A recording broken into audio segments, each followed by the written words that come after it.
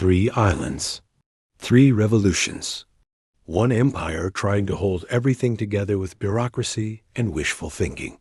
And in the middle of it all, Madrid and Barcelona, where the intellectuals of Puerto Rico, Cuba, and the Philippines walked the same streets, read the same newspapers, and argued in the same cafes. History treats them as separate worlds, but they were closer than we imagine. Filipino ilustrados, Puerto Rican autonomists, and Cuban reformists moved through the same Masonic circles in the same Ateneo de Madrid, where debates, lectures, and political salons brought together the future troublemakers of the Spanish Empire. Yet no formal alliance ever emerged. No shared manifesto. No secret pact. Just silence, a silence so loud it feels impossible. Because Spanish counterintelligence was not exactly M16. No satellites. No wiretaps. Just paperwork and informants. The probability that Rizal crossed paths with Puerto Rican or Cuban thinkers in Spain is high, perhaps 70 to 80%. They shared the same spaces, the same political storms, the same restless energy of a collapsing empire. And then comes the moment that feels like a plot twist written by history itself. In 1896, José Rizal, exiled in Dapitan, volunteers to serve as a doctor in Cuba during a yellow fever outbreak.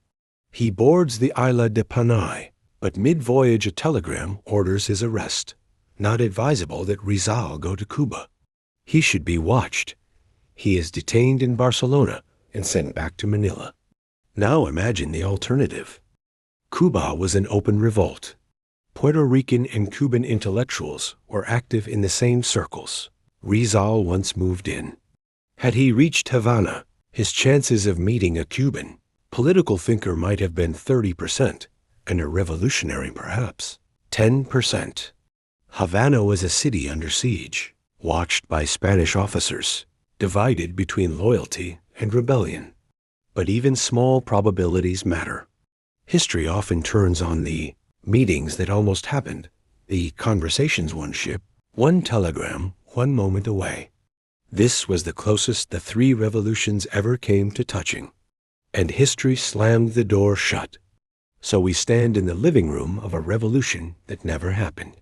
3 islands, 3 outcomes, 1 empire, and a handful of intellectuals who walked the same streets and fought the same fight without realizing how close they were to each other. Maybe they never met.